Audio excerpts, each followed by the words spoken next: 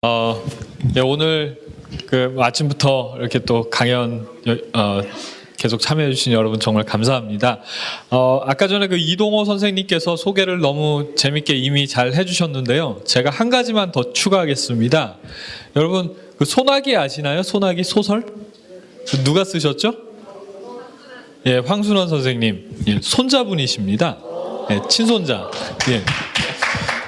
예, 김평우 선생님 아버님은 혹시 아시나요? 김평우 변호사님? 예, 김동리. 그래서 훌륭하신 분들이 이렇게 많이 나라를 위해서 이렇게 헌신하시더라고요. 성준 위원님은 지금 현재는 문화일보에서 논설위원으로 계시고, 그리고 또 서울대 정치학과 83학번 이셨습니다. 그리고 PD 계열에서 아주 열심히 운동하셨고 소련도 갔다 오셨어요. 소련 붕괴되기 전에. 그래서 오늘 아주 재미있는 얘기들 많이 들어볼 수 있을 것 같은데요. 큰 박수로 환영해 주시면 감사하겠습니다. 네, 안녕하세요. 황성준입니다. 지금 보니까 이 일정을 보니까 아침부터 지금까지 강의를 들었는데 사실은 재미있는 영화를 보라 그래도 이 정도를 인내하시면서 보는 게 대단한데, 게다가 앞에 보니까 우리 이동호 선배가 아주 재밌게 말씀을 해주셔서 제가 아주 겁이 납니다. 근데 사실은 저는 이제 조금 어려운 얘기를 하려고 했는데 지금 우선 조금 앞에 얘기랑 연결되는 얘기를 하겠습니다. 제가 선배라고 했지만 그건 이제 나이가 제가 어리기 때문에 그렇고, 이동호 선배가 좀 대학을 좀 늦게 왔어요. 잘 본인이 속에 있는지 몰라도 원래 육군 특전사 부사관을 하다가 나중에 연세대학교로 입학을 했기 때문에 학번은 8호학번입니다. 그래서 이제 나중에 소위 말하는 주체 사상파가 완전히 학생운동을 장악했던 시절에 이제 학생운동을 하신 분이고, 저는 83학번으로서 그거보다 조금 앞선 세대입니다. 거꾸로. 그래서 나이로는 형이라고 그러지만. 그래서 아까 이제 질문하신 거, 이동호 선배한테 질문하신 거, 그거를 제 입장에서 한 두 가지만 답변을 하고 오늘 지금 본론으로 한번 들어가 보려고 합니다. 첫 번째 이제 이런 질문을 들었어요. 어떻게 소위 말하는 서울대, 연대, 고대 이렇게 좋은 학교들을 나간 인간들이 어떻게 이렇게 하루아침에 이렇게 빨갱이들이 됐느냐. 그리고 여태 지금도 그러느냐. 거기에 대해서 제가 답변을 아주 간략하게 한번 드려보도록 하겠습니다. 사실 이제 공산주의 운동, 여기에 대해서 여러 가지 입장이 있습니다만은 저런 이런 이데올로기 운동은 저는 종교라고 생각합니다. 세속주의적 종교예요. 신이 없는 종교입니다. 그러니까 무신론적인 종교예요. 그러면 왜 그 당시에 학생들이 빠져들어갔냐 하면은, 물론 이제 시대적인 배경이 있어요. 아까도 했지만 이제 군사 독재적인 시절, 거기에 대한 반감 이런 게 큽니다. 저 개인적으로도 그런 얘기를 하려고 해도 상당히 또 나름대로 얘기거리들이 있어요. 근데 이제 이런 걸 좀 빼고 이론적으로 얘기하면은 첫 번째 인간관계입니다. 여러분들 이제 그 당시에 대학을 한번 생각해 보세요. 요즘이야 이제 대학에 이제 아주 보편화되고, 요즘에 구정설이 되더라도 안 데려가고 도시 출신이 도시가 오고 그런 경우들이 많습니다. 그리고 요즘의 학생들을 보면은 자신의 부모가 대부분이 대학을 나온 사람들입니다. 제가 대학을 83년도에 들어갈 때 특징이 아마 여기서 연배가 있으신 분들이야 뻔한 얘기지만 좀 젊으신 분들은 좀 당황한 얘기가, 저희 동기로 서울대 정치학과 여학생이 2명이 들어갔어요. 그때 교수들이 너무 좋아갖고 업고 다녔어요. 그게 27년 만에 들어온 학생입니다. 그러니까, 그리고 앞에 요즘에 여러 나경원 의원 이런 분들 조윤선 의원 얘기하고 있는데, 소위 말해서 80학번. 저희가 1학년 때 4학년 같은 경우는 서울대학교의 사회대, 인문대, 법대 3개 단과대학이 역시 인문대 말고, 그러니까 경영대, 사회대, 법대 3개 단과대학이 역시 한 명도 없었어요. 여학생이 있으면은 인문대에 영문과나 불문과 정도에 조금 있었어요. 그러던 시절입니다. 그래서 그 당시에는 잠깐 여학생이 있으면은 다 누군지 우리가 기억하던 시절입니다. 몇 명 안 됐기 때문에. 그런데 이제 대부분의 학생들은 뭐냐? 저는 좀 다릅니다. 저는 좀 앞에서 보시면 생긴 게 좀 그렇지만 저는 전향적인 도시놈입니다. 그래서 제 별명이 뭐였냐면 대학교 1학년 때도 와서 서울놈이었습니다. 그 얘기는 뭐냐면 정치학과 학생들 50여 명 중에 서울 출신들이 나중에 알고 보면 덜어 있더라고요. 근데 그 학생들은 대부분의 경우 그 당시 분위기 속에 학교에 거의 어울리질 않았어요. 그러니까 어울리고 이제 이런 패거리들 몰려다니는 사람 위해서 서울놈도 있네 그래서 저를 보고 서울놈이라 불렀어요. 그러면 대부분이 누구냐? 시골에서 온 친구들입니다. 시골에서 그야말로 이제 서울대 붙었다. 이건 뭐 어마어마한 일이거든요. 예를 들어서 제가 좀 우스갯소리 비슷하게 하면은 뭐 이름을 대긴 뭐하고 뭐 친구가 있는데 이 친구 같은 경우에 자기가 기차를 처음 타봤다는 거예요. 저 강원도 어느 산골에서 온 거예요. 서울대교에 붙으니까 군수가 나와서 직접 파티를 해줬습니다. 그래갖고 종로에 한번 나가보자 그래서 요즘은 이제 없어졌는데 요즘 교보문고가 큽니다만 그 당시에 이제 종로서점 앞에 이렇게 갔는데 제가 미치겠는 거예요. 이 친구가 거의 이렇게 하면서 거의 입에 침을 물고 이렇게 하면서 지나가는 여학생만 보면 서울 여자들은 다 예쁘다. 그래서 내가 너 근처에 오질 마. 그러면 완전 요즘은 성추행을 하면 고발당할 거예요. 여학생들이 지나가고 어머 그러고 이제 가는 거예요. 뭐 특별히 뭐 딴 행동을 한 거냐 아닌데 뭐 이러던 시절이거든요. 이런 친구들이 우선 특징 중에 하나가 뭐냐? 부모님이 대학을 나왔을 가능성이 거의 없었습니다. 그래서 부모님을 존경하지만 나름대로 자기가 부모 세대보다 지적으로 우월하다는 착각에 빠져 있었습니다. 그래서 두 번째, 굉장히 외롭습니다. 지가 그래도 그 강원도 무슨 군에서는 군수가 알고 뭐 온 학교가 다 할 정도로 수제 소리 들었는데 서울대학교 들어오니까 뭐 지는 그 원어브 데미지 뭐 특별한 놈 아니거든요. 그 다음에 서울에 오니까 힘들어요. 진짜 논 팔고 뭐 소 팔아갖고 등록금 보내주고 힘들거든요. 외롭습니다. 거기서 이제 맨 먼저 접근을 하는 사람들이 선배들입니다. 선배들이 와서 인간적으로 해줍니다. 위로도 해주고 술도 사주고 짜장면도 사주고.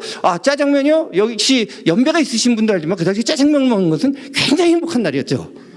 짜장면도 사주고 세상에. 그런 속에서 인간관계로 엮입니다. 이게 이제 저는 이제 학생운동뿐만 아니라 아까 이제 학생운동 얘기했지만 저는 사실은 굳이 분류를 한다면 노동운동 쪽으로 좀 가까운 계보인데요. 이제 학생운동은 워낙 빨리 이제 주사파한테 뺏겨버려갖고 이제 노동운동을 하면서 이제 느낀 게 뭐냐면요. 여러분들 이제 노동자 지금 이제 민노총 만들어지고 제가 지금 문화일보에 있는 바람에 참 난감한 게 있는데 문화일보 입사하니까 바로 민노총이 옆에 있죠. 그러면 그 옆에 민노총에 있는 분들하고 제가 아는 사람들이 워낙 많아요. 서로 이제 얼굴 부딪히면 서로 좀 힘들어하고 그런 경우가 있는데 각설하고. 그러면 그 당시 때 노동자들이 이 운동권 학생이나 운동단체에 왜 들어오느냐?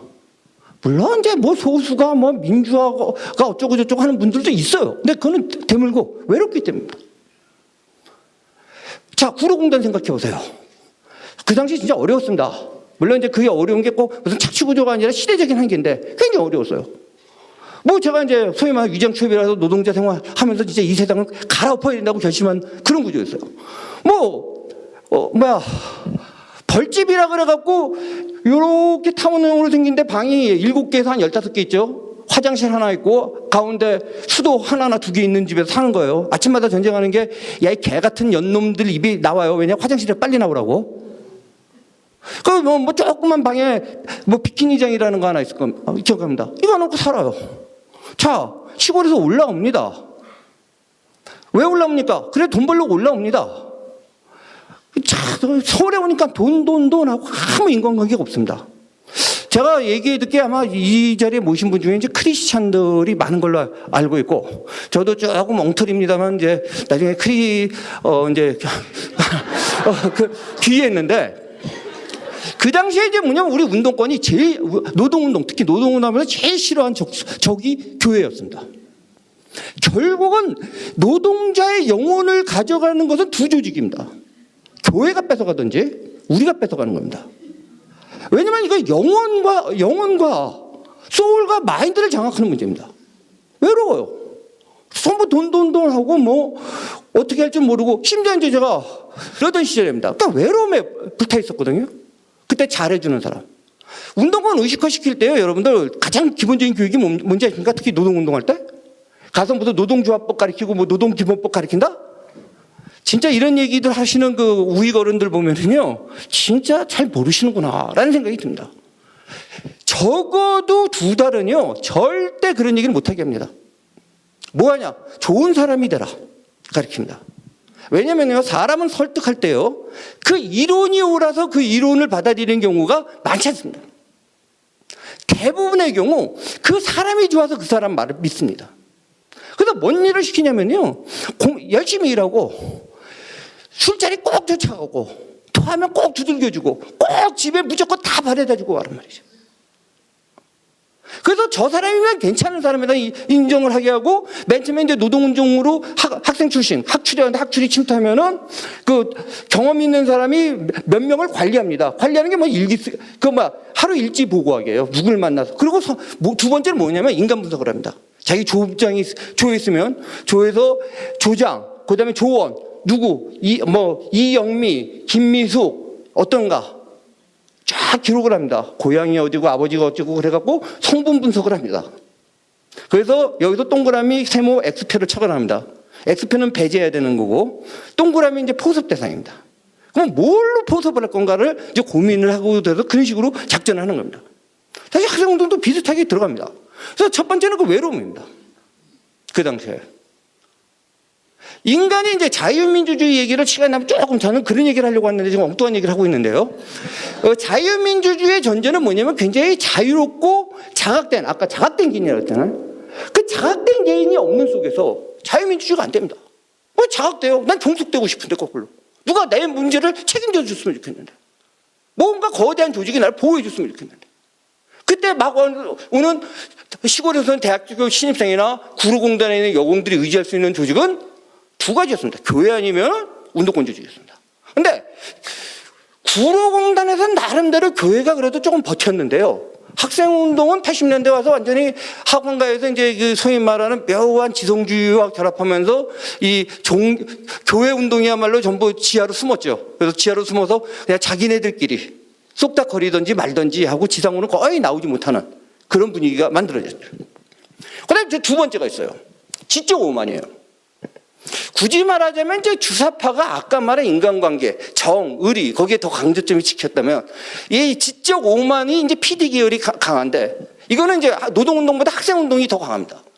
대학교 1학년, 대학교 때까지 공부 열심히 한단 말이에요. 아니, 고등학교 때. 그게 진정한 공부인지 몰라도 입학시험 보려고, 그 당시 뭐 성문 종합영어 거의 달달 외우고, 정서, 딱 257페이지 몇 번 문제 그러면 문제와 해답을 풀 수 있는 인간들이 서울대에 들어왔습니다. 갑자기 서울대에 들어왔는데 세상이 이상해요. 부모들하고 떨어져 있는데. 선배 보니까요, 저렇게 유식한 사람들이 있나 싶어요.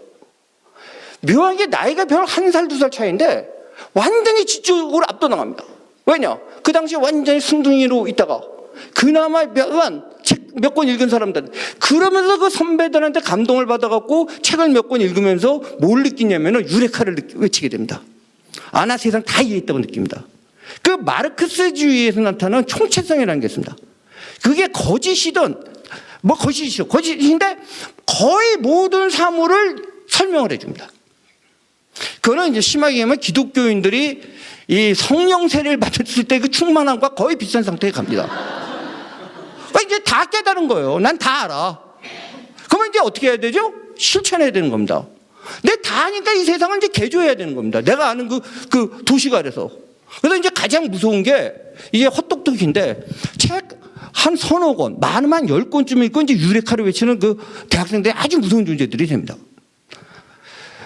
그 다음에 이제 지금 올림픽이 되고 있는데요. 이제 올림픽 참 재밌는 게 지금의 이제 임종석 비서실장이라든지 이런 분들은 그 당시에 이제 분단 올림픽 반대, 저지 이런 거 투쟁을 했어요. 근데 이제 저희 PD 그룹, 전체나 PD 그룹에서 한 일부였던 그룹은 소위 말하는 지금 재미있는 게 평화 올림픽을 주장했어요.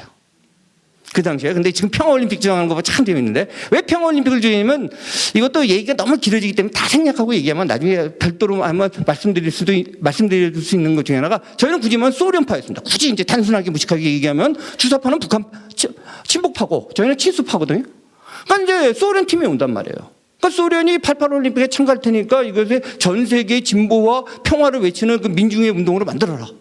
그래서 우리가 뭘 했냐면, 바로 이제 그 당시에 이제 올림픽 88 올림픽에서 기억하시는 분이 있을지 모르지만 굉장히 경기가 뭐냐면은 미국 대표팀하고 소련 팀의 농구 시합이었습니다. 그 당시에 미국이 당연히 금메달을 따는 걸로 알려져 있었고, 더군다나 미국의 이제 그 프로농구 선수들이 그 당시에 몇 명 참가를 직접 했던 때입니다. 근데 우리가 응원하러 갔습니다. 아주 조직적으로.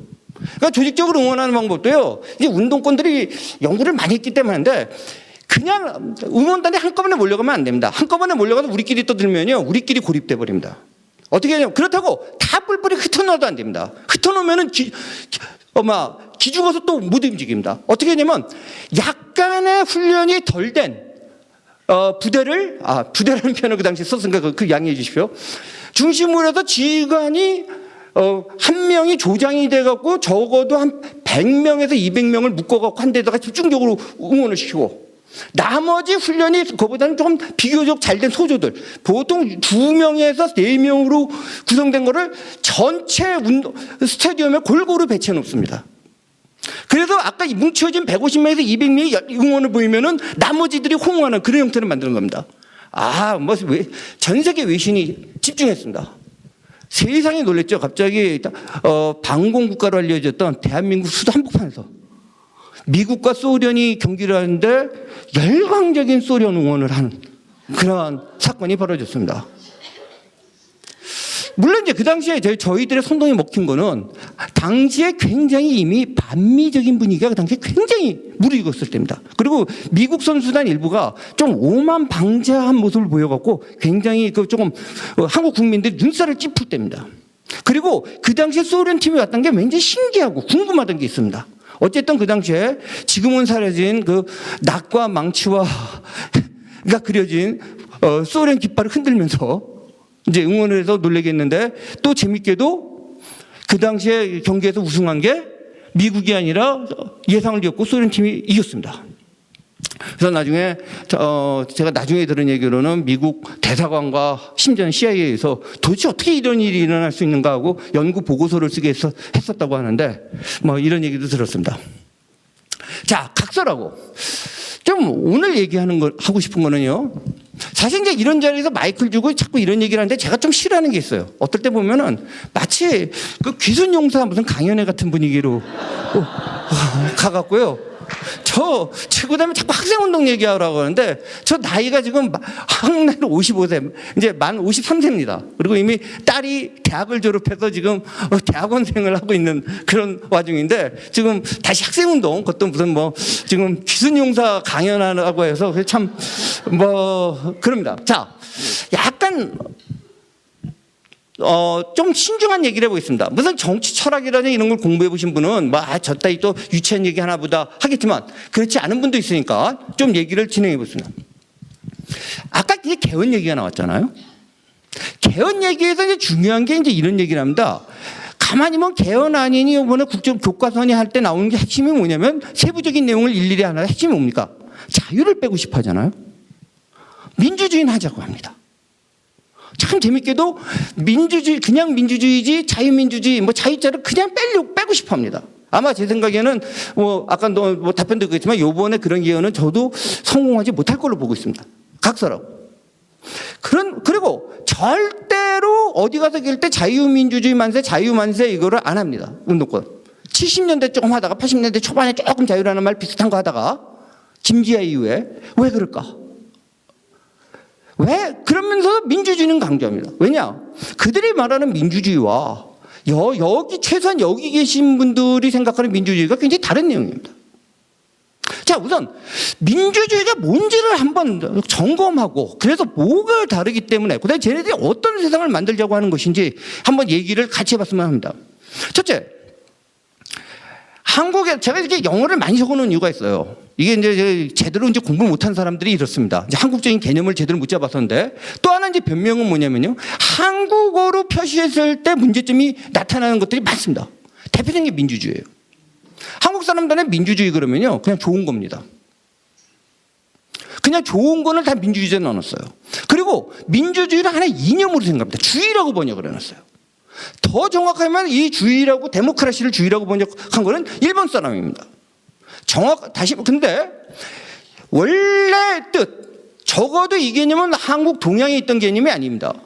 서구의 개념을 가져왔는데 서구에서 가져온 데모크라시라는 개념은 주의가 아닙니다. 하나의 체제입니다. 만약에 주의라면 이즘이 붙어야 됩니다. 이즘이 아닙니다. 그러면 굳이 말하자면 민주정의라고 번역을 했어야 됩니다. 이거는 뭐냐면 고대 그리스에서 민주정, 데모크라시에 반대되는 말은 뭐냐면 모나키나 올리가르키입니다. 모나키, 모노톤 그러죠? 한 명입니다. 한 명이 통치하는 체제입니다. 군주제 같은 겁니다. 그 다음에 올리가르키, 소수, 어퓨가 통치하는 겁니다. 데모크라시, 다수, 매스, 대중이 통치하는 시스템입니다. 그러면 그래서 다시 말하면 민주주의, 데모크라시라고 하는 것은 다수의 통치를 말하는 겁니다. 그럼 뭐 다수의 통치 그게 뭐가 문제냐? 거기에 대해서 왜 굳이 자유민주주의를 붙이는 사람이 있고 뭐 그걸 띄자고 하는 사람이 있느냐? 바로 이제 그겁니다. 그들은 이제 다수의 통치만을 이제 강조하는데요. 예. 자, 좀 내려주셨으면 좋겠네. 네.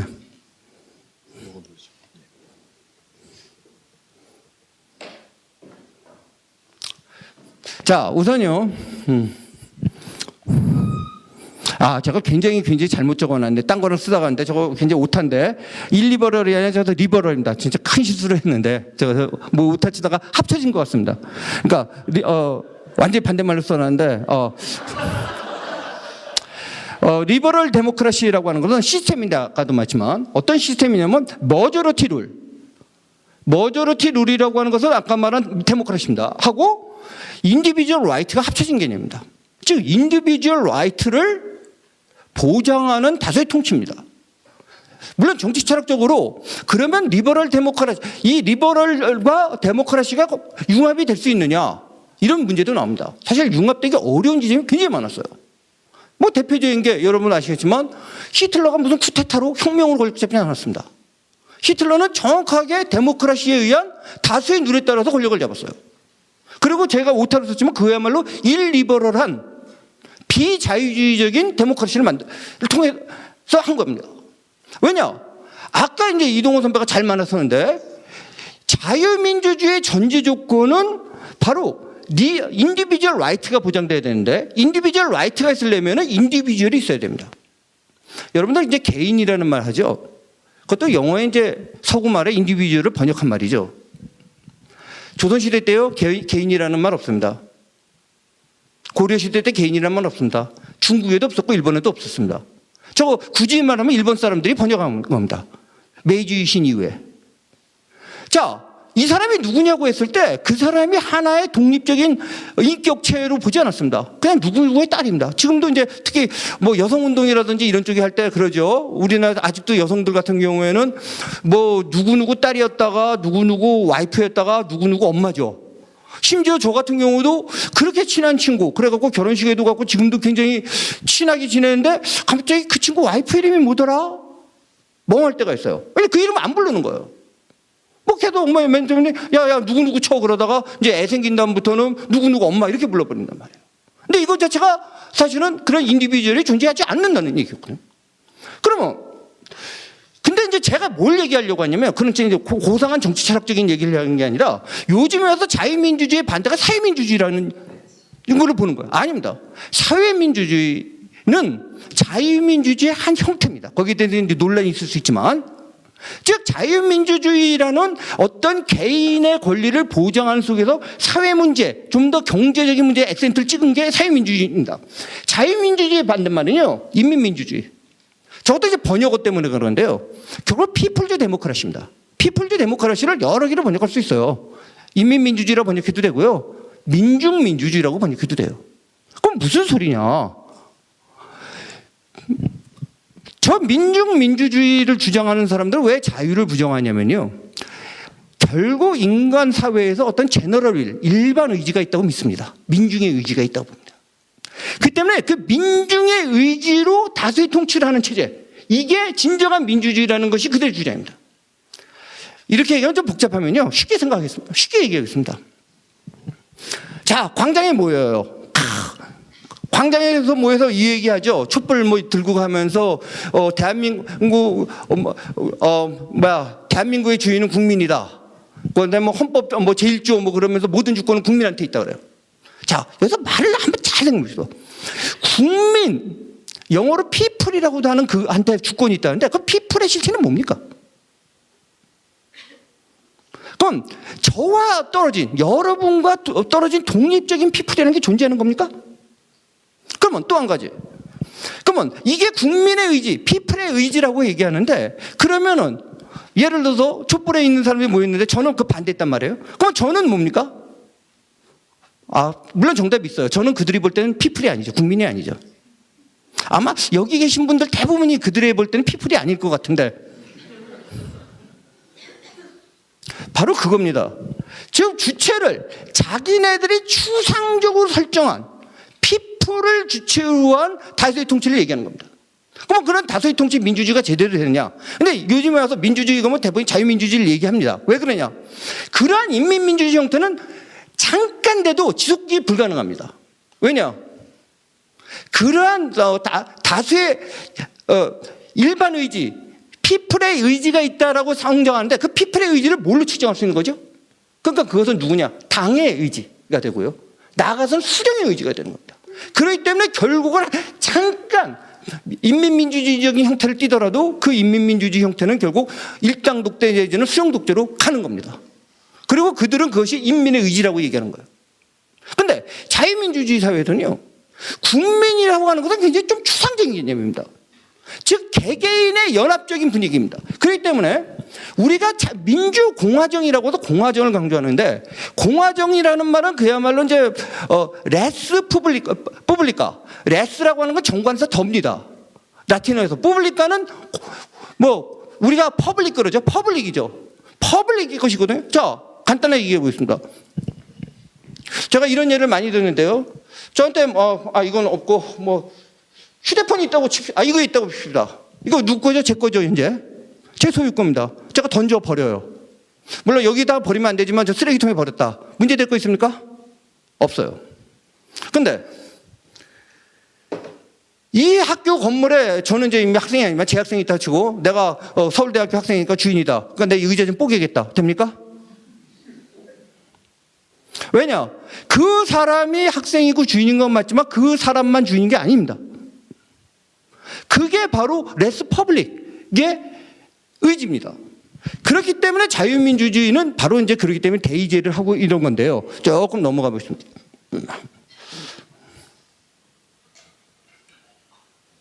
그러면 조금 어려운 얘기 잠깐 하고 이제 좀 쉬운 얘기는 뒤로 하겠습니다. 그 자유민주주의, 리버럴 데모크라시라고 하는 것은 아까 말한 데모크라시하고 컨스티튜셔널한 리버럴리즘, 헌정적 민주주의가 결합된 건데 결국 민주주의라고 하는 것은 공평한 선거, 자유롭고 공평한 선거로 결정될 수밖에 없습니다.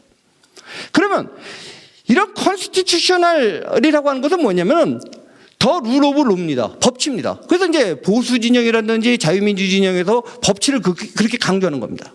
근데 이런 얘기까지 하면요, 이제 졸기 시작합니다, 사람들이. 왜냐면요, 한국 사람들은 법치라는 거에 대해서 별로 안 좋아해요. 내재적으로. 그럼 좌파들이 그렇게 왜 생각하냐면 법치를 싫어하는 거예요. 그게 뭐냐면 한국말로 번역된 법치라는 말을 그러니까 더 룰 오브 로하고 더 룰 바이 로하고 구별을 못하기 때문입니다. 말장난 같은데 굉장히 핵심적인 정치 철학이 들어가 있는 겁니다. 한국에서는 적어도 이승만 대통령이 대한민국을 건국하기 전까지 더 룰 오브 로는 없었습니다. 그나마도 그것도 완벽하게 된 거 아니고 그 형태를 겨우 그냥 형식적으로 도입한 거예요. 그 전까지 있었던 법은 뭐냐면 룰 오브 더 룰 바이 로입니다. 법에 의한 통치입니다. 한국 사람들은 그 법치와 한비자라든지 법과 사상을 동일시하게 이해하는데 전혀 다른 개념입니다. 예를 들어서 제가 법을 지켜라. 왜 안 지키냐? 과거에 우리나라 사람들이 볼 때 법은 그냥 왕이 만든 법이에요. 일제가 만든 법이에요. 아니 예를 들어서 제가 법치를 주장한다면서 여기 계신 분들은 매달 나한테 100만 원씩 바쳐라. 안 바치면 사형에 처한다. 그리고 법치를 얘기한다? 말이 됩니까? 이게 아니에요. 법치 사상은 이제 두 가지를 이해하셔야 되는데 그래서 이제 한국의 자유민주주의가 굉장히 어려운 지점에 있는 게 그건데요. 뭐든지 어떤 이념 내지는 체제라고 하는 것은 근본적인 철학의 문제와 결부가 되어 있습니다. 근데 사실은 이러한 자유민주주의적 사고 체제는 서구적인 사고고요. 이 서구적인 사회 세계관이라는 것은 사실은 기독교적 세계관에서 유래합니다. 여기서 기독교적 세계관이라는 건 기독교의 절실한 신자냐 아니냐가 중요한 게 아닙니다. 자, 법이라는 것은 적어도 정통적인 기독교인들의 법은 디바인 룰입니다. 로우입니다. 하나님이 주신 겁니다. 십계명에서 시작한 거예요. 이거 인간이 만들고 자시고 뭐 이걸 지켜야 되는지 말아야 되는 게 아니라 지켜야 되는 겁니다. 근데 이게 왜 중요한 혁명적인 사상이냐면 그걸로 볼 때 뭐 아니 어떻게 하나님 말을 갖다 혁명적 사상이냐 이렇게 하시면 제가 죄송하고요. 자, 여러분들 이제 나단성 혹시 이제 교회 안 다니신 분들은 제가 하는 말이 또 무슨 말인지 모르실지 모르지만 이제 상식화되는 건 그 당시에 나단이라든지 사무엘이라는 선지자들하고 사울이나 다윗 같은 왕의 관계를 생각해 보세요. 뭐 그 얘기는 교회 안 다니셔서 많이 들었을 겁니다. 다윗 왕이 뭐 이렇게 목욕하고 있는 뭐 밧세바라고 하는 예쁜 여자를 보고 반해갖고 그 남편을 갖다가 전쟁터에 죽이게 하고 뺏었단 말이에요. 자, 중국 황제가 만약에 그런 일을 했다. 무슨 일이 벌어졌겠습니까? 제 생각에 아무 일도 없었을 거예요. 그럴 수도 있지, 그 다음에 그놈을 갖다가 그렇게 죽이냐. 그냥 쫓아버리지, 그럴 거예요. 왜냐? 법을 만드는 주체가 본인이기 때문에. 근데, 바로 나중에 이제 기독교에서 율법주의라고 비판도 하지만 그 율법, 로라고 하는 건 율법, 법 똑같은 말입니다. 그 다음에 자연과학에서 법칙이라는 말도 똑같아요. 이거 하나님이 준 거예요. 왕도 지켜야 돼요. 그 얘기는 뭐냐면 왕도 지키라는 거예요. 권력자도 지키라는 거예요. 그리고 서구에서 나중에 이제 자유민주주의적 사고가 발달하는 마그나 카르타니 제가 이제 길게 얘기 안 하도록 과정을 보면은요. 결국은 법을 나만 지키는 게 아니라 왕도 지켜라. 라는 사상으로 나온 겁니다. 마그나 카르타가 뭡니까? 여러분들 로빈훈 얘기 알고 우리나라 로빈훈이 거꾸로 해석돼 갖고 전 정말 또 이상한데 로빈훈 꿈은 임꺽정하고 홍길동하고 비슷하게 생각하는데 반대입니다. 로빈훈이 자기 영주하고 싸웁니까? 부자 약탈합니까? 아니에요. 왕이 세금을 거두니까 세금에 조세 저항하는 사람이에요. 영화라더니 로빈훈 잘 읽어보세요. 그 지역이 지방 영주랑 연합해서 왕권하고 싸우는 사람입니다. 그때 그래서 그런 투쟁을 해서 마그나 카르타가 만들어집니다. 뭐냐? 법 너 맘대로 말든지 마. 그 다음에 세금 너 맘대로 하지 마. 이 사상이거든요. 그래서 미국 같은 경우에도 독립할 때 바로 대표 없는 것에 조세 없다 하면서 미국이 건국을 합니다. 그리고 기왕 이걸 이해하기 쉽게 하려고 한 번 더 하면 우리는 상권 분립 되게 쉽게 생각을 하는데요. 상권 분립 사상이라는 것 자체가 바로 그래서 나온 겁니다. 법을 갖다가 한 놈이 만들고 한 놈이 실행하고 한 놈이 해석을 하면 그건 아까 말한 법치가 이루어질 수 없습니다. 로우가 될 수가 없어요. 그거는 그렇기 때문에 세 가지를 나눠보는 거예요. 법을 만드는 자하고 법을 집행하는 자하고 법을 해석하는 자를 나눠버린 거예요. 그리고 그 누구나 법을 지켜야 되는 구조를 만든 겁니다. 물론 이제 거기서 굉장히 고민스러운 게 정통적인 기독교에서는 그 법이란 건 만드는 것이 아니라 주어지는 거죠. 하나님한테. 근데 이것을 인간이 이제 만드는 문제로 와요. 이제 요거는 너무 깊은 이제 정치 철학적인 얘기니까 조금 생략하고 넘어가겠습니다.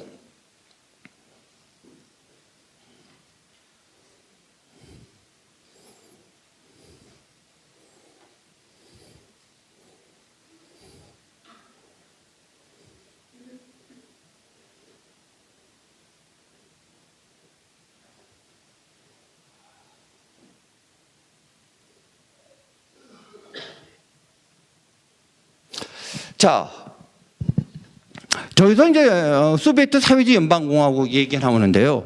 아까 이제 절 소개할 때 여러 가지 소개가 됐고 어떻게 됐는지 모르지만 저는 이제 83학번으로 소위 말하는 학생운동을 하다가 한쪽 눈도 잃고 그다음에 노동운동을 하고 그리고 PD파였기 때문에 88 올림픽을 성공적으로 평화올림픽 투쟁을 했다고 소비에트 연방공화국으로부터 인정을 받아갖고 소련으로를 들락거리고 그러다가 제가 소련에 여러 차례 왔다 갔다 했는데 마지막에 갔다가 있는데 국내에서 조직사건 소위 말한 조직사건이 터져갖고 사회주의 노동자당 사건. 정확히만 이제 조직되진 않고 조직하려고 이제 가칭으로 준비위원회가 있었던 건데 그 사건이 터지는 바람에 이제 너는 좀 남아 있어라. 왜냐하면 이제 그 소위 말하는 운동권에서 이빨 맞추기라고 하는데 이제 누구가 좀 책임을 지고 이제 한 명이 도망 다니다든지 있어야 되거든요. 그래야지 난 다른 조직이 이제 보존되니까. 그래서 이제 저는 소련 모스크바에 가 있으니까 저를 잡으러 이제 대한민국 공안이 올 수가 없잖아요. 그러니까 이제 제가 좀 많이 뒤집어 쓰는 바람에 사실 제가 그렇게 높은 사람이 아닌데 상당히 그 조직표에는 높은 사람이 돼갖고 있는데 사회주의 노동자당 사건 출신 중에 유명해진 사람이 바로 심상정 노회찬입니다. 뭐 잠깐 뭐 웃긴 소리 하면 그 조직표상으로는 제 하부 조직으로 있었는데 저보다 나이도 많고 그러지만 제가 잠깐 각설하고 지금 요번에 이제 미투 운동하면서 뭐 이은태, 고운 말썽이 많잖아요.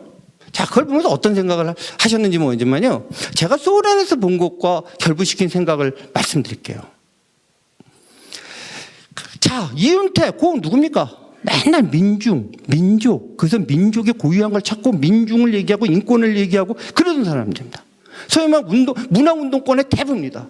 그래서 블랙리스트에 뭐 자기 말로는 이은태가 자기가 1호였다 그러고 그래서 참 저러니까 블랙리스트에 올라갔어야 되는 거 아닌가 하는 생각도 좀 들기도 하고요. 그리고 뭐 문재인 대통령 선거운동도 직접 했던 사람이고 뭐 고운 그러면 완전히 뭐 소위 말 민족 문화권에서 거의 하나님 같은 존재죠. 그 다음에 솔직히 말하면 그런 식의 성추에 저도 알고 있었어요. 워낙 소문이 뻔해갖고 소문이 아니라 뭐 그냥 다 알 사람 다 알고 있었어요. 근데 지금 사회적인 분위기 맞물려갖고 뭐 최영민 선생이 그렇게 용감하게 터뜨려서 그렇죠. 그렇게 따지면 저 운동권에서 막 죽었을 때 막 장례식도 어마어마하게 하고 뭐 심지어는 조중동. 그래서 문화일보는 최소한 침묵을 좀 했는데 사회적인 지표처럼한 그 누구죠? 처음처럼 쓴 그 소주 처음처럼 글자를 쓴 그분 성공회대 교수였고 무슨 통역당 출신 뭐 그분의 그 성추행도 아주 유명하죠. 아주 뭐 전설적인 분인데 어떤 간에 이런 게 있었다면 지금까지 조용히 했단 말이에요. 그렇게 뭐 민중을 얘기하고. 근데 이제 그때 생각나는 게 있어요. 제가 이제 아까도 말했지만 소련에 남았다가 이제 완전히 제가 또 망가진 게 뭐냐면은 그래도 소련 체제가 있었을 때는 좀 괜찮았는데 이게 소련에 남자마자 소련이 붕괴해버리는 거야. 와, 진짜 황당하더라고요, 진짜. 이건 국제구화도 뭐 이런 국제구화가 없는데 갑자기 소련은 붕괴됐지. 그래갖고 진짜 이거 뭐 어떻게 생존이 불가능한 상황이 있는데 뭐 이 얘기도 뭐 조금 복잡한 얘기인데 어쨌든 간에 그쪽 남한 자녀 세력이 저를 그래도 약간 배려를 해줘갖고 그 당시에는 레닌그라드 대학 지금의 상트페테르부르 대학교의 동방학부의 이제 한국어 선생으로 저를 취직을 시켰어요. 근데 거기서 소련 사회에서 취직됐던 건 굉장히 의미가 큽니다. 그 얘기를 좀 하려고 그래요. 한국이랑 비교해서. 왜냐? 자, 여러분들 실업의 자유가 얼마나 중요한지 모르죠. 실업의 자유. 아마 취직도 안 하고 실업한 게 뭘 중요하냐. 여러분들 예를 들어서 어디 가서 일하라 그러는데 싫어 그러면 취직 안 하면 됩니다. 한국에서 취직 안 해도 정말 어려운 소수를 빼놓고는 당장 굶어 죽진 않아요. 근데 소련 사회 같은 사회에서는요 취직을 안 하면 죽습니다. 진짜로. 왜 그러냐? 군대를 생각하시면 됩니다. 군대에서 자대 배치 받았는데 난 그 부대 싫어. 가기 싫어. 그러면 쉬어도 되나요? 우선 사적 소유가 없어요. 우리는 예를 들어 젊은 애가 요즘에 그렇게 취직이 안 된다 해도 대한민국에서 굶어 죽는 사람이 없죠. 왜냐? 자기 집에서 그냥 부모님한테 엉겨붙어라도 살면 돼요. 그럼 재수한 밥은 먹죠. 자, 소련에는 사적 소유가 없습니다. 아파트가 있습니까? 누구 거죠? 국가 거예요. 배정받는 겁니다. 그 사람이 그 자리에 없다는 얘기는 그 아파트에서도 나와야 된다는 얘기예요. 자, 이 얘기를 이제 조금 더 설명을 하려면요. 뭘 얘기를 하냐면 요즘은 바뀌었는데 그 당시 소련은 대학이 5년제였습니다. 5년제인데 5학년에 올라가면 난리가 납니다. 뭐가 난리가 나냐면은 소위 말하는 그대로 번역을 하면은 직장 배치위원회라는 것이 단과대학별로 조직이 됩니다. 그리고 직장배치위원회는 대부분이 그 단과대학의 학장 플러스 무슨 교무처장 같은 사람 플러스 그다음에 당에서 나온 사람, 그다음에 지역 대학 전체위원회, 그러니까 우리가 서울시 무슨 대학위원회에서 나온 사람, 그다음에 핵심 당원 몇 명 이렇게 해도 됩니다. 자, 어떤 일이 벌어지냐? 예를 들어 그냥 노골적인 예를 들어보겠습니다. 당시 레닌그라드 대학교에서 레닌그라드 대학이면 굉장히 소련에서 좋은 대학입니다. 이제 모스크바 대학 다음 정도, 혹은 뭐 본인들은 거기다 좋다고 또 우기기도 하는데, 예를 들어서 가정을 보자. 영어학과 여학생들이 있다고 봅시다. 근데 그 당시도 보면은 어학부는 대부분이 여학생들이더라고요. 그러면 이 여학생들이 나는 취직 안 하고 가정주부가 된다? 소련에서 있을 수 없는 일입니다. 어딘가 취직을 해야 돼요. 그러면 그 당시에 가장 인기 있는 아주 극소수의 자리가 있어요. 뭐 외교관 같은 자리. 근데 이거는요, 그야말로 뭐 금수저를 물고 나야 됩니다. 이거 뭐 당에 굉장히 뭐 큰 백이 없으면 불가능한 얘기고. 그랬을 때 이런 특별한 백이 없는 여학생들이 제일 가고 싶어하는 자리가 뭐였냐면 그 당시에 인투리스트입니다. 인투리스트가 외국인 관광객 안내원 자리입니다. 왜냐면 이거를 가면은 뭔가 외국 물건 같은 게 생기고, 그 다음에 외국 뭐 팝송 그 카세트도 생기고, 그 다음에 속된 말로 해서 스타킹도 생기고, 뭐 정말 이런 게 생겨요. 그 다음에 이제 여기 이것만 해도 상당히 우수한 애들이고, 그 다음 자리를 가고 싶은 게 뭐냐면은, 물론 이제 공부 있어요. 공부 정말 잘하는 애가 학교에 남는 경우가 있어요. 그건 좀 조금, 그것도 극소수고. 그 다음에 보통 가고 싶은 학교가 뭐냐면, 백제를 부르고 내에서 교사 생활하는 겁니다. 그러니까 레닌그라드 내에서 최악의 경우가 뭐냐? 지방 시골 교사로 보내버린 겁니다. 그 시골 교사로 보내면 좀 가지. 어떻게 되냐? 시골 교사로 가면 인생이 바뀝니다. 물론 뭐 자기는 시골에 가서 헌신하겠다고 하면 또 할 말 없습니다만, 그건 좀 다른 차원이고, 우선 그쪽 관사에 배치를 받게 됩니다. 아파트도 그렇게 주어집니다. 그리고 통행증이라는 게 있어서 고향으로 함부로 못 옵니다. 그럼 거기서 사는 거예요. 그러면 결혼도 대충 거기 있는 분하고 할 가능성이 굉장히 높아집니다. 사를 연애한다도 이건 뭐 이제 원거리 연애가 이루어지지가 않게 됩니다. 그러다 보니까 뭐 재수, 내년에 취업 이거 없습니다.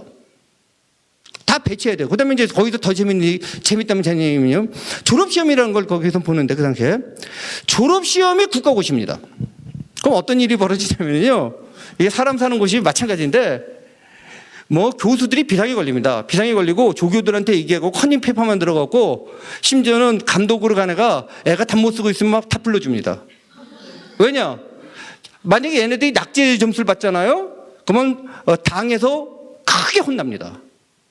왜냐면 이만큼 배치하도록 이만큼 인력을 만들어냈기 때문에 거기에 맞춰서 인력이 나와야 돼요. 그래갖고 예를 들어 시험 감독을 페테르부르크 대학이랑 무슨 딴 대학이랑 교환해서 보면은요, 서울 교수들끼리 같이 술 먹고 서로 봐주기로 야합도 하고, 뭐 내가 그런 거 봤어요. 지금 들은 얘기가 제가 본 겁니다. 심지어는 제가 시험 감독을 들어가는데 가만히 있으면은 시험 부감독으로는 대학원 생애들이 저는 그래도 약간 한국식으로 막 교수 비슷했으니까, 그러면 걔네들이 커닝 페이퍼 막 넘겨주고 그런 걸 봤어요. 그럼 눈 뜨고 못 본 척 해야 돼요. 그리고 대신 이제 당에서 이제 감독관이 나오면은 걔는 이제 학장이 데리고 와서 이제 보드카랑 이제 먹이고 있는 뭐 그런 현상이 벌어집니다. 각서라고. 그러면 시험 성적, 그다음에 교수 추천, 그다음에 희망사항 이런 걸 종합해서 이제 직장 배치를 벌입니다. 제가 좀 험한 소리 하겠습니다. 여학생들이요, 그 배치위원회 누군지 알아갖고요, 그냥 옷 벗습니다. 남게 해달라고. 백이 있으면 온갖 백이 다 들어옵니다. 뭐 저희 사돈의 팔촌까지 뭐 중앙당에 뭐 사돈의 팔촌, 심지어는 중앙당 학교에 무슨 수위 아저씨까지 백까지 다 들어옵니다. 거기서 딱 결정됩니다, 그냥. 이런 일이 왜 벌어지냐면, 자유민주주의 사회가 그러면 뭐 부정이 없고 문제가 없다는 얘기가 아닙니다. 자유민주주의 사회도 굉장히 인간의 본성이, 제가 이제 그래도 엉터리만 크리스찬으로 보면 인간의 본성이 뭐 예수님을 아직 닮지 못했기 때문에 죄를 저지르고 삽니다. 근데 문제는 권력이 대충 그래도 분산되어 있습니다. 예를 들면 내가 암만 80년대 전두환 대통령 밉더라도 뭐까짓 거, 나는 그거 충성 안 한다. 그다음 고시도 안 보겠다. 그래서 나 혼자 그냥 살겠다. 그러면 회사에 취직할 수도 있고, 그것도 싫으면은 뭐 자영업을 하고 살아도 됩니다. 그보다 더 싫으면 뭐 시골에 내가서 뭐 있을 수도 있어요. 이 사회는 그게 안 됩니다.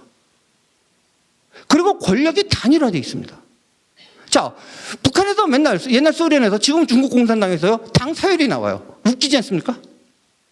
우리나라에서 서열 1등은 대통령이라고 치고 2등 누굽니까? 국무총리. 그럼 3등 누굽니까? 뭐 옛날엔 저는 이건희 뭐 이런 분이 서열이 높은 줄 알았는데 이번에 보니까 뭐 서열 한 1000등도 못 드는 것 같은데 어떤 간에 바로 그겁니다. 거기서 사적 소유라는 것이 얼마나 중요한가.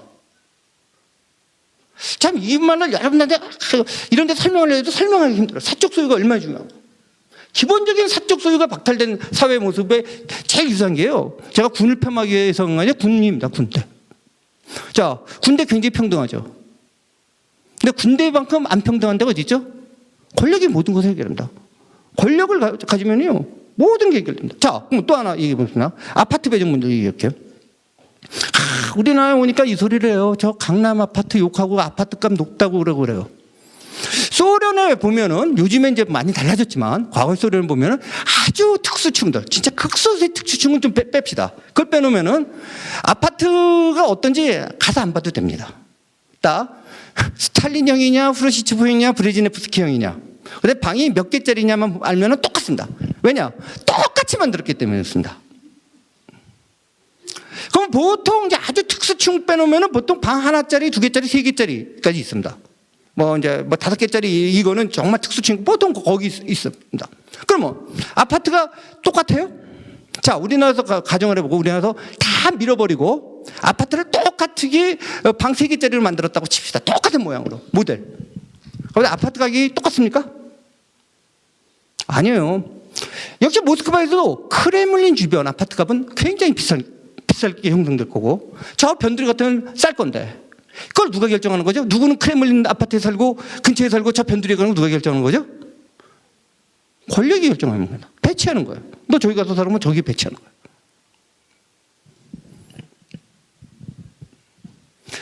그렇기 때문에 저 미투 운동 얘기하는데 참 미투 운동 보면서 참 우파도 참 화력이 약하다라고 하고 많이 거꾸로 저런 사실이 예를 들어서 좀 과거 정권에 좀 관계 있었던 사람이 났으면 아마 난리가 났을 겁니다.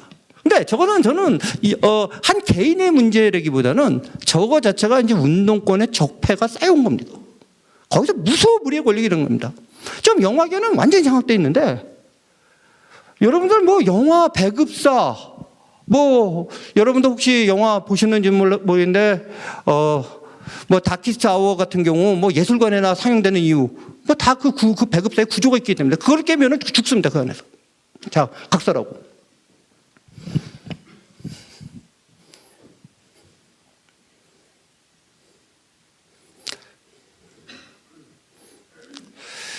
여기서 이제 소련 볼쇼이표 극장 얘기도 했는데요. 이 얘기도 하나 하고 넘어가죠. 뭐 저것도 뭐냐면요. 제가 이제 저 얘기를 자꾸 하는 이유가 있어요. 제가 처음에 소련을 갔을 때 그게 이제 90년인데 90년에 갔다 와서 소위 말하는 지금의 이제 울산에 가서 이렇게 공개적인 건 아니고 비공개적으로 이제 지금의 이제 민노총의 핵심이 된 간부들과 이제 소위 말하는 보고 대회를 하는데 사람이란 게 이제 왜 운동권이 어떻게 바뀌고 어떻게 안 바뀌느냐도 관련돼 있습니다. 맨 처음에 소련에 처음 갔을 때요. 실망했습니다. 솔직히. 가기 전까지 저는 어떻게 생각했냐면 소련이 무슨 지상 천국일 거라고 생각 안 했어요. 저도 그 정도까지는 바보는 아니었습니다. 상당히 바보였지만. 근데 어느 정도 생각했냐면 그래도 지구상에 현존하는 체제 중에서 가장 좋을 거라는 생각을 하고 있었어요. 근데 가니까 좀 안 그렇더라고요. 근데 사람은 인지 부조화의 법칙이라는 게 있습니다. 심리학 공부하신 분들 알지만 뭔가 인지가 부조화되면은 합리적인 해석을 하려고 들어요. 그렇지만 정신병에 걸리는 거거든요. 그러니까 이걸 뭔가 자꾸 합리화하려고 들어요. 그래서 뭐 약간 경제적으로는 어렵지만 이건 제국주의에 포위됐기 때문이고 그래도 여기 인민들은 굉장히 뭐 괜찮고 뭐 이렇게 해요. 그래서 저는 북한 같은 경우에 한 일주일 정도 잠깐 방문해 보면은 뭐 칭찬하고 올 수 있다고 봅니다. 제가 소련에 맨 처음에 가고 봤을 때 약간 의심 풀지만 다 좋은 식으로 받습니다. 그러다가 이제 그래도 의심이 좀 이상한데 볼쇼이 극장을 보여주는 거예요. 그랬더니 뭐 걔네들 발레 잘하지 않습니까? 뭐 저 촌놈 발레 구경 그때 처음 해봤습니다. 뭐 재밌더라고. 저같이 모르는 사람도 볼 때도 막 무대 화려하는데 다 얘기하는 거예요. 이 자본주의 사회에서는 이거는 부르주아들만 보는데 우리는 이제 인민 대중 노동자도 본단 말이지. 그러면서 뭐 여공들이 와서 이렇게 뭐 신발을 여기 와서 복장을 갈아입고 들어와서 본다 뭐 이런 거예요. 제가 얼마나 바빴는지 참 감격해갖고 말이죠. 그래서 이제 그 보고대회 가서도 그런 얘기했어요. 여러분 언제 우리가 오페라 그런 거 본 적 있냐 말이지. 그런데 거의 노동자도 마음껏 보더라. 근데 나중에 이제 소련에서 이렇게 생활을 하면서 그게 얼마나 거짓말인지를 알게 됐어요. 왜 그 생각을 그때 못했을까? 자, 발쇼이 극장 좌석수가 몇 개입니까? 한 700개 됩니다.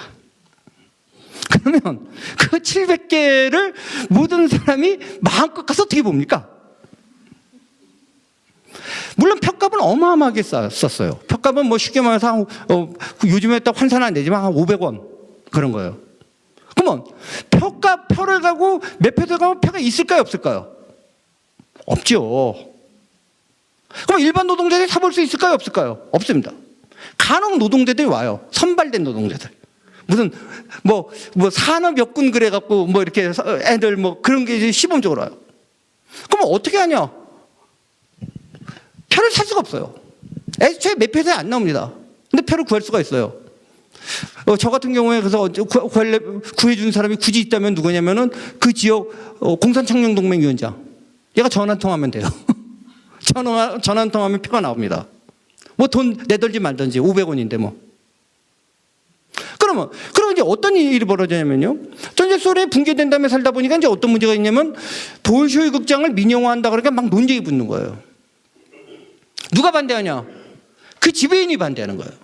지배인이 반대하면서 뭔 주장을 하냐면은 이렇게 되면 서민들이 발쇼이 발레와 오페라를 구경할 수 없다는 거예요. 토할 뻔했습니다. 왜 그러냐면 그 자리에 저 혼자 있었던 게 아니라 같이 이제 이미 저는 이제 그 당시에 이제 막 벗어가고 조금 지난 뒤인데 그 러시아 이제 소위 말하는 문화부 기자들하고 같이 있었는데 바로 그 치가 뭐냐면은 당간분한테 일부 표를 바치고 나머지 표를 갖다가 안표로 팔아갖고 폭리를 취하고 있던 자예요. 그러니까 이미 발쇼이 극장은 외국 사람들이 가서 구경할 수가 있어요. 안표 사면 돼요. 안표는 미 달러로 뭐 쌀 때는 한 100달러, 비싸면 한 300달러, 한국 돈으로 한 10만 원, 30만 원 정도의 거래가 되는 거예요. 뭐 쉽게 말해서 그게 사실은 시장 가격이었던 거예요. 그런데 얘는 왜 그러면 시장 가격 하는 걸 반대하냐면 안표가 존재해야지 얘가 돈을 법니다. 얘는 국가로부터 500원짜리를 구입해갖고 이거를 30만 원에 팔아서 그 차익을 나눠 먹는 거예요. 그래서 말로는 입이 찢어졌다고 민중 얘기하고 있는 거예요.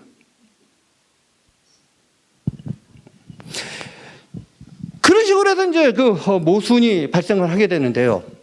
바로 이제 지금 이제 우리나라도 그렇지만 베네수엘라 같은 경우도 저 파울을 무기로 해서 이제 그런 이상한 권력들이 계속 유지되어 나갑니다.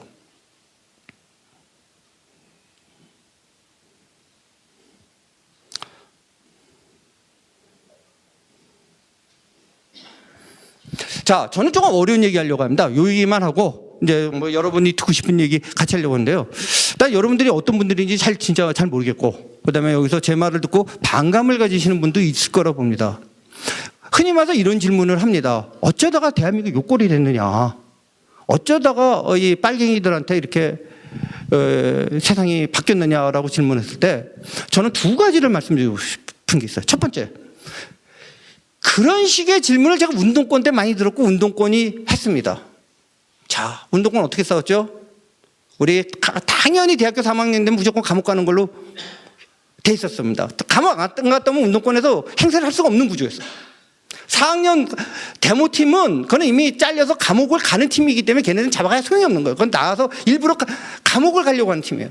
그게 서울대만 하더라도 어느 정도 되면 1년 전에 이제 투쟁 계획이 1년 전에 짜집니다. 이제 정하면 겨울방학 때 내년 투쟁 계획이 짜집니다. 그래서 3월 학기부터 12월 달까지 시위 투쟁 계획이 쭉 있고 일부 예비 부대를 내비로 둡니다. 그러면 몇 명이 필요하게 되냐면은 약 80여 명이 감옥 가면 딱 맞게 구조가 나옵니다. 서울대의 경우에. 근데 그거 놓고 싸움이 붙습니다. 왜냐면 그 안에 끼는 게 아무나 끼는 게 아니에요. 그래서 이제 운동권 파벌 얘기하려도 복잡한데 파벌 싸움이 어마어마한데 파벌에서 멱살 잡고 싸웁니다. 왜 우리 팀은 티오를 갖다가 8명밖에 안 줬냐? 진짜 주먹싸움까지 벌어진 적도 있어요. 심하게 얘기하면. 그래서 소화를 할 수가 없는 거야, 소화를. 감옥 가겠다는 사람이 줄을 줬는데 정상적인 그 방법으로는 80명밖에 없는데 지금 지원자가 한 200명 돼요. 그래서 이제 나중에는 이걸 갖다가 밀어넣기로 이제 정거투쟁으로 보냅니다. 뭐 이런 현상도 벌어지는데. 근데 그 당시에 이제 어떤 얘기를 했냐면은 뭐 이제 아까 이동호 선배는 80년대 주사파 그런데 저는 약간 거기서 약간 같지만 액센트가 다른 얘기가 있는데 우리나라 자유운동은 6.25 때 60년대 계속 온 겁니다. 그들이 계속 씨앗을 뿌린 겁니다. 나중에 서클이라고 그러지만 서클에 족보를 쭉 나중에 가서 나중에 알고 보면 다 통역당 아니면 인역당입니다. 뭐 실체가 없다고 그러면 뭐 실체가 우리 있는 걸로 다 배우고 다 그 족보를 따라서 움직였어요. 그러면 이 사람들 그다음에 지금은 죽어서 하지만 우리 그 당시에 운동권의 이념을 가장 많이 한국에 전파했던 박현채라는 교수, 서울상대 나온 박현채 교수 그래서 아주 민중 경제론의 대가. 박현채 교수 바로 아까도 뭐 얘기 나왔지만 지산 빨치산 출신입니다. 바로 태백산맥에서 맨 마지막에 나온 그 소년 빨치산이 바로 박현채 얘기입니다. 박현채를 모델로 해서 그대로 가지고 그린 겁니다. 이 사람 속된 말로 해서 술 한잔 들어가면은 빨치산 적기가 부릅니다. 웁니다. 펑펑 웁니다. 그 당시 동사에서 죽은 전우들을 하면서 그래서 비장하게 웁니다. 감옥에 가고 고문 당하고 깨지고 이놈의 대한민국 왜 안 깨지는지 우리가 이렇게 싸우는데 진짜 울고 분신하고 뭐 분신에 대해서는 또 얘기할 게 많은데 분신도 하고 그렇게 싸운 결과입니다. 첫 번째 최소한 30년 길게는 50년 싸운 겁니다. 그래서 뭐 북한도 가고 뭐 주사파 내용은 잘 모르지만 뭐 대한민국은 뭐 잘 모르고 있었습니다. 예를 들어 뭐 주사파 김용환 뭐 선생 뭐 얘기 나오지만 김용환 어떻게 했죠? 저랑 대학교 같은 과 같은 학번 동명이 조유식 지금 알라신 서점 대표 강화도에서 잠수정 타고 북한 갔다 온 거 아닙니까?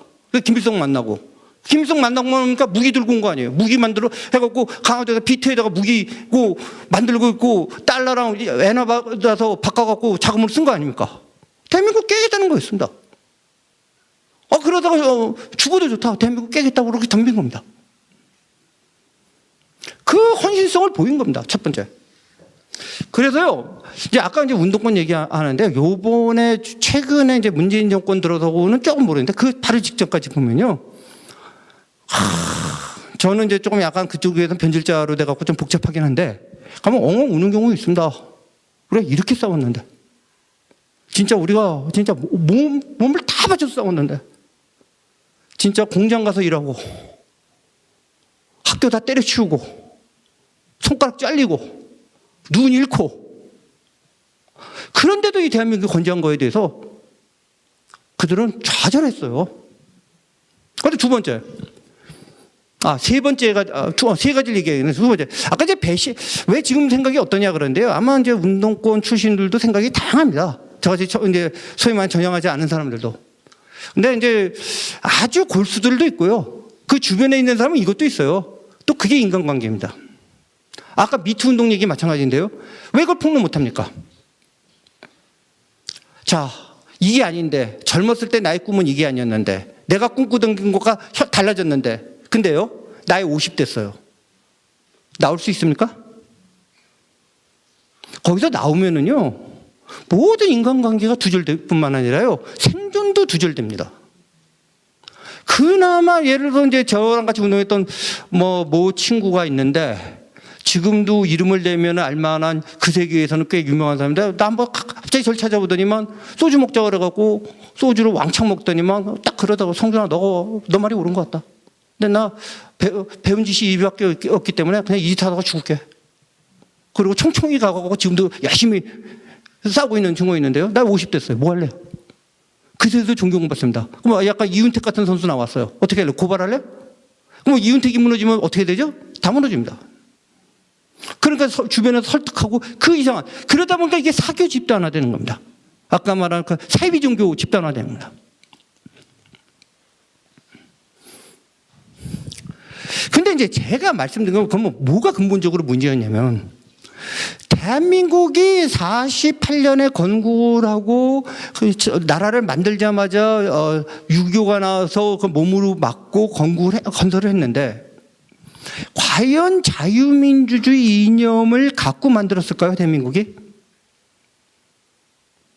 과연 48년에 자유민주주의가 뭔지 알고 여기에 찬성해서 만들었을까요? 심하게 말하면 위에서 주어진 겁니다. 그리고 전쟁이 난 거예요. 전쟁이 나보다 싸우다 보니까 맨 처음에 사실은 제가 이제 미국 자료 같은 것들 보고 그러면은 약간 중립적인 걸 보면은 맨 처음에 인민군이 내려와서 이 남한 사람들이 환영하는 모습도 꽤 나와요. 근데 또 돌아서는 게 나와요. 왜 돌아서냐면 보니까 이 자식들이 굉장히 못됐거든. 거기서 몸으로 느낀 거예요. 그래서 몸으로 느꼈는데 이념적으로 이 공산주의가 뭐가 잘못됐는지 자유민주주의가 왜 오르는지 잘 모르고 지냈던 거예요. 그러다가 박정희 대통령 와서 어쨌든 잘 살아보세요 해서 건설한 겁니다. 열심히 일했어요. 자, 그 시대 사람들 열심히 일했죠. 자식 교육 시켰습니까? 아까 얘기했죠. 시골 출신들 아버지들 열심히 일하고 그나마 대학 보낼 때 보면은 중동 건설 가고, 애가 보니까 아버지는 무식한 거야. 그리고 저 뭐 군사 독재 뭐 그냥 있는 것 같아. 이 얘기를 제가 많이 비유를 든 게 있어요. 이게 이해하기 힘들면요. 여러분들 그 국제시장 영화 아마 많은 분들이 보셨을 거예요. 그 내용보다 맨 마지막 장면을 보세요. 나 그게 진짜 굉장한 리얼리즘이라고 보는데, 맨 마지막 때 되죠? 그 주인공 성공한 인생입니까? 실패한 인생입니까? 성공한 겁니다. 개인적으로. 얼마나 인간 승리입니까? 눈물 나는 얘기죠? 근데 그 눈물 나는 그 주인공의 모습이 어떻습니까? 행복한 가족이죠? 혼자 베란다에 가서 뭐 하죠? 그 할아버지 말, 그 주인공 말, 그 아들, 손자, 아무 이해합니까? 아무도 이해 안 해요. 그 다음에 본인이 그들을 설득할 만한 논리를 갖고 있었습니까? 물론 그것까지 요구한다는 것 자체가 굉장히 지나친 거죠. 그러니까 하늘 보면서 아버지, 나 잘했지? 잘했죠? 잘했는데. 그래서 대한민국을 굉장히 부강한 나라로 만들었죠. 근데 뭘 뺏겼죠? 영혼을 뺏겼습니다. 자, 제가 감히 이런 말 하면 뭐지만요, 진짜 구로공단에서 그 떠도는 여공들이 있을 때 누가 그 영혼을 잡으려고 했죠? 물론 굉장히 그 속에서 뛰어들어서 뭔가 해보려고 하는 선교사분들이 있었어요. 전도사님들이 있었어. 운동권들이 그 영혼 가져간 겁니다. 추석한 겁니다. 그 다음에 이제 마지막으로 근본적인 문제였는데, 바로 이제 한국에서 그러면 왜 자유민주주의 옹호자들이 강하게 또 얘기를 못하냐. 일부 그러면 설명할 수 있는 게 실용주의적 설명밖에 못하는 거예요. 그냥 잘 살기 위해서 했다.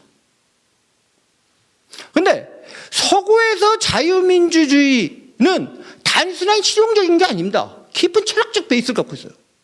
철학적 베이스, 이제 이게 참 힘든 얘기인데, 대한민국에서. 철학적 베이스는 뭐냐면 아까 말 기독교적인 거예요.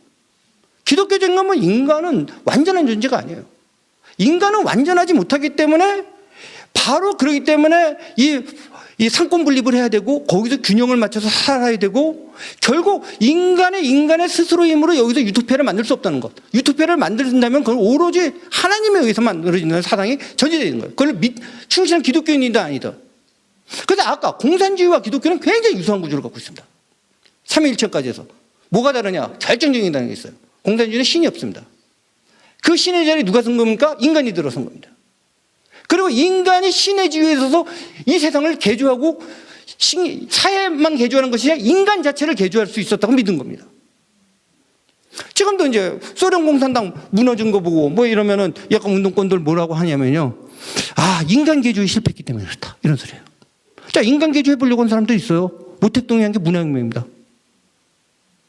지금도 문화혁명 찬양하는 걸 쓴 게 바로 전환시대의 논리인데, 그 글을 보고 제일 감명을 받았다. 평생. 그런 분이 또 대통령을 하고 계시죠? 근데 중국 사람들한테 가서 문화혁명 얘기해 보세요. 물론 뭐 일부 그 당시 혜택받은 거 아주 극소수의 중국 공산당 간부들 자제들은 모르겠지만 대부분은 재앙으로 받아들입니다. 바로 인간이 그런 개조를 하겠다는 거예요. 그러니까 이제 이제 문제는 뭐냐면 박정희 대통령에 대한 여러 가지 평가가 있는데 박정희 대통령이 바로 정치 권력을 장악하고 경제 권력을 장악했습니다. 근데 뭐를 실패했냐면은 문화적, 이념적, 이데올로기적 헤게모니를 장악하는 데 실패했습니다. 그리고 대한민국의 문화적 이데올로기 헤게모니는요, 이 말 들으면 좀 기분 나쁘신 분이 있는데 정통적인 유교 세력이 갖고 있었습니다. 그게 학교입니다. 대학입니다. 사실 주제학적 세계관하고 거기서 말하는 농자지 대본 그 사상과 공산주의, 특히 주체 사상은 굉장히 연결되기 쉬운 사상입니다. 그리고 개인이 존재해 본 적이 없습니다. 특히 뭐 80년, 요즘 근데 다양선거 20, 30대는 좀 다른 것 같아요. 근데 저희 세대만 해도 개인이 어디 있습니까? 집단입니다. 개인은 혼자 있는 걸 못 참아요. 밥도 혼자 못 먹고 꼭 몰려다녀야 되고, 근데 왕따 당하고 있는 거예요. 근데 그 왕따를 안 해주는 집단, 이게 운동권이에요. 그런 집단을 형성할 수 있었던 대한민국의 구지 세력이 몇 개 있었어요. 제가 볼 때는. 뭐 교회 같은 경우입니다. 근데 그런 일을 하는데 실패했어요. 적어도 이기질 못했어요.